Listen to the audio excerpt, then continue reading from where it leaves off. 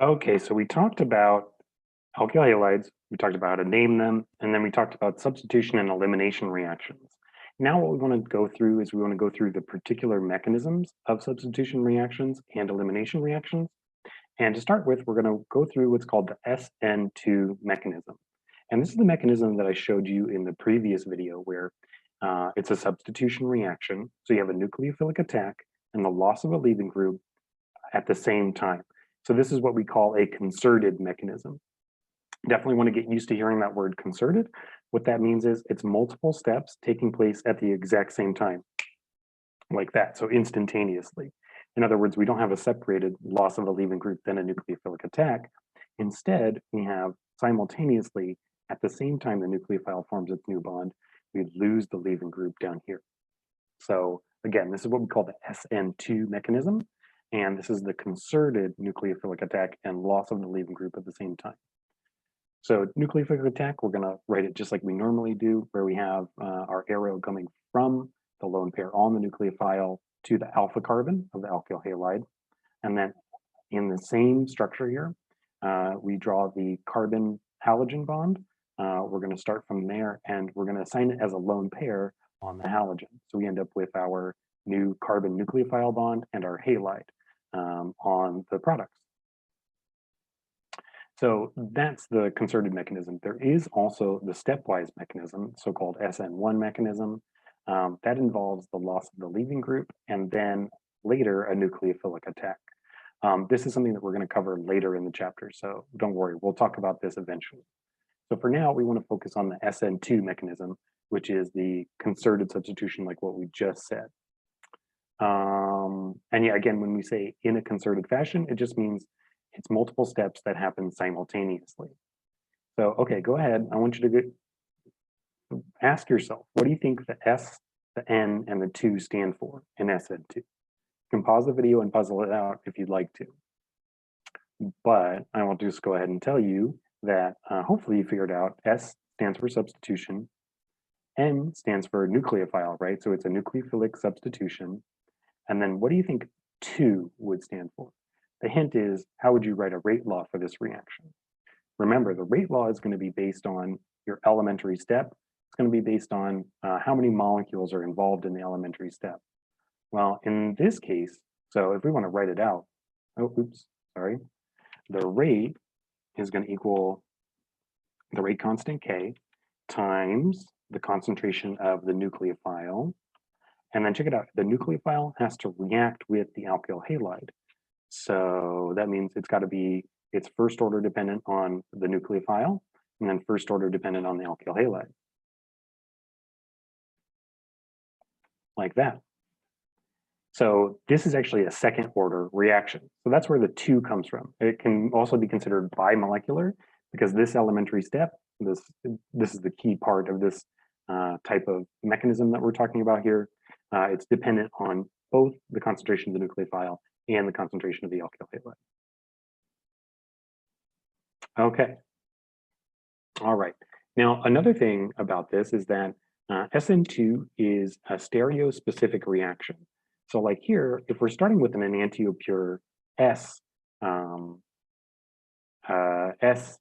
enantiomer, and we undergo an SN2 reaction. So let's go ahead and draw it in here. So we got our lone pair here. What's going to end up happening is we end up having the nucleophile attack from the backside, and then the leaving group leaves from over here.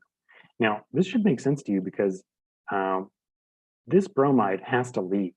So there's no real room for this nucleophile to attack over here or over here. It just doesn't work. It has to go from the entire backside. And this is going to make even more sense when we actually look at the molecular orbitals that are involved here. So in other words, this is almost like an umbrella that like opens up the wrong way, right? Like when you're watching in the movies and you see there's like a windy thing, the umbrella pops open backwards. I'm also going to put a little video in below this YouTube video that you can kind of see it as like an animation. And hopefully that kind of makes sense at that point. But basically what that means is if you start with an S enantiomer, like a pure S or a pure R enantiomer, your product is also going to be enantiopure, either R or S.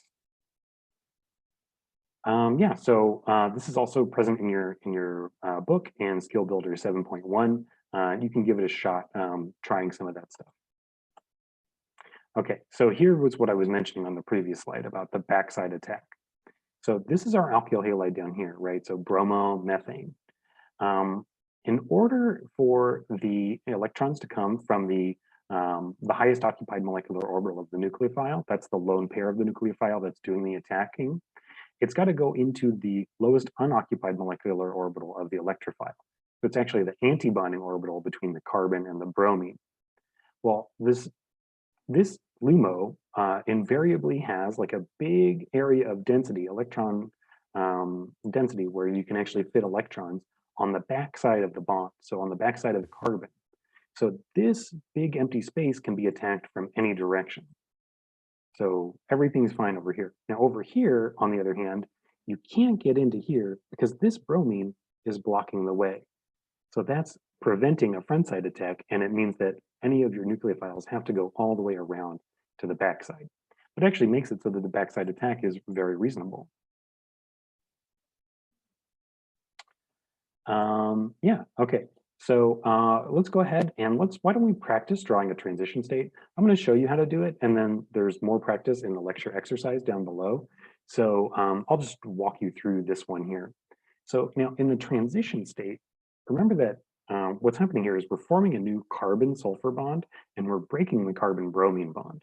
So in the transition state, we should be about halfway through that process. Also, at the same time, this methyl, ethyl, and hydrogen are going to invert, like the umbrella analogy that I used in the previous slide. So in the exact transition state, it should be halfway through inverting. In other words, should be purely trigonal planar. So let's go ahead, let's start by drawing that. So that means that this ethyl group is going to be straight down like that.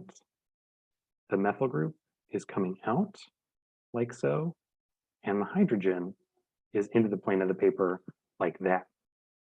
And that's trigonal planar, basically. Now we have to also account for the fact that we have almost hard to get these dotted lines in here. We have almost broken the bond from the carbon to the bromine. And we have almost formed a bond from carbon to the sulfur, like so. So over here, we've got a partial negative on the bromine. And over here is still a partial negative on the sulfur, which has its full negative charge with it. And that leaves us with a partial positive on the carbon. And then once that flips, again, you think of it like a flipping umbrella. Now the sulfur has bonded, and that's our product there. So I hope that makes sense as I walk it through there. Okay, so so that's about the geometry of it. We also have to consider the rates of these reactions. So not all alkyl halides will react at the same rate because some are more sterically hindered than others. And so basically, the more sterically hindered your alpha carbon is, the less likely it is to react in an SN2 fashion, because you have to have this backside attack here. And if this backside is all blocked by big bulky groups, then that backside attack just won't occur and it won't flip. So that means, so starting from like tertiary alkyl halides are unreactive towards SN2. So the SN2 mechanism will not occur with a tertiary alkyl halide. With secondary, it will occur, but it will be slow. Primary, it will go pretty fast. And then the fastest one is a methyl alkyl halide. So to figure out why this is, let's go ahead and take a look at the energy diagram. We're going to look at the energy diagrams here in a second. But basically, like it is what I just told you, that the more branching groups that you have off of the alpha carbon, there's more stuff, there's more electrons that get in the way of the backside attack, right? So like a methyl group is, it's a carbon that's bonded to 3 hydrogens. It's a big cloud of electrons ultimately. And hopefully you've learned this by now, but electrons are negatively charged. And so negatively charged electrons are going to repel other negatively charged electrons. So the nucleophile is going to see those other electrons and is going to fly away, right? It doesn't want any part of that. The more you have of it, the worse it's going to go. So let's take a look at the energy diagram, why that is. So first up, let's react cyanide with methyl bromide, or bromomethane as it were.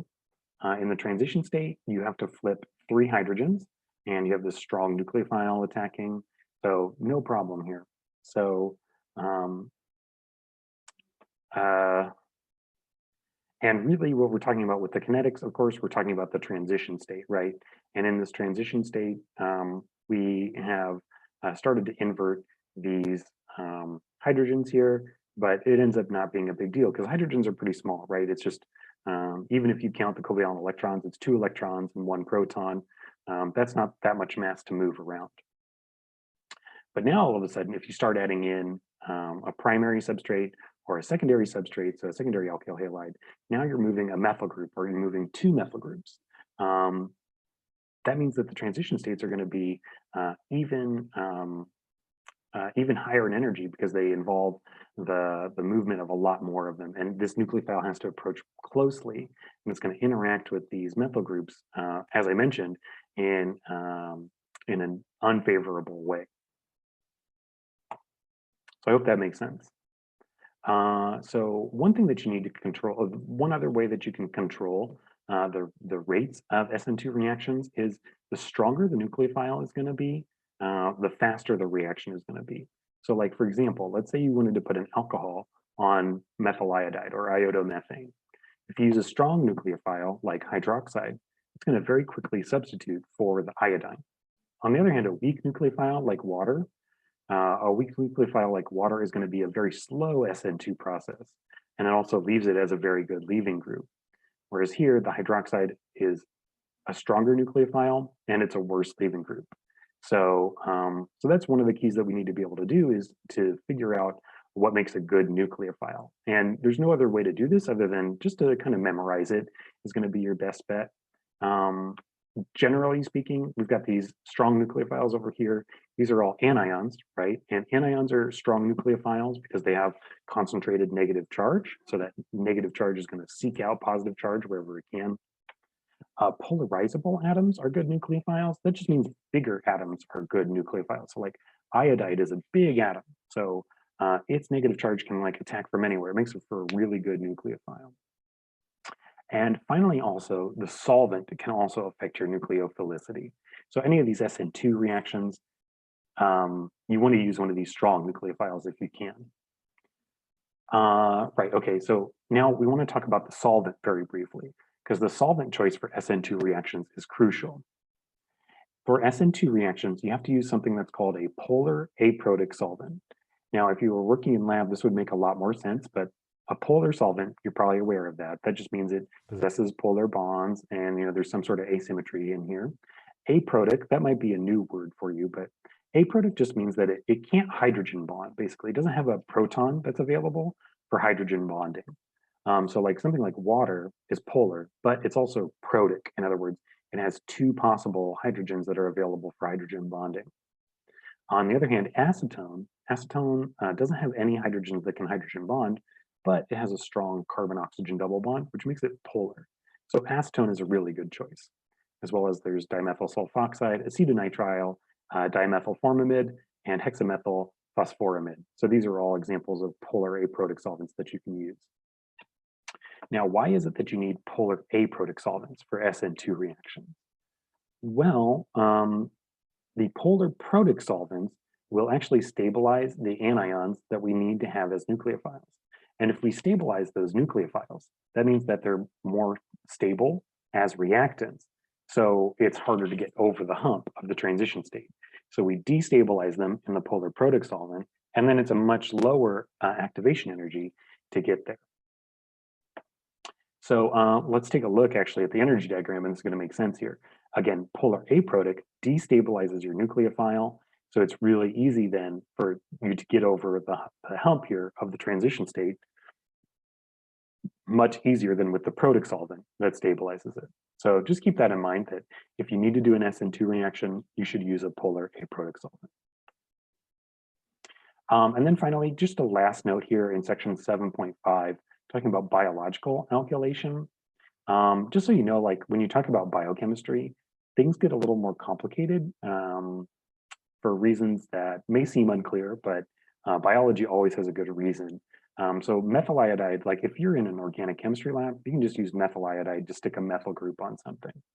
But if you had methyl iodide floating around in your body, your DNA would get methylated, your proteins would get methylated and shut down, you'd get cancer, all that stuff would be bad, right? So obviously not a good choice for biological systems. So they use really crazy groups like here, this is S-adenosyl methionine, and this is a really good methylating agent because it ends up having a methyl group on a good leaving group. That's just like a combination of a few different things. There's adenosine over here. We got a sugar down here, and then we have methionine up here. So it's a combination of things that we use like in our, our amino acids in our protein, sugar molecule, and then our things that we use in our DNA and nucleic acids. These add up to a good leaving group and end up as a good methylating agent. And yeah, so that is kind of the last note here, just kind of pointing out the complications of biological systems. But it makes it more specific, so that's what's important. And I think that does it. So go ahead, keep practicing with the SN2 mechanism down below, ask questions in the discussion, and I will talk to you soon.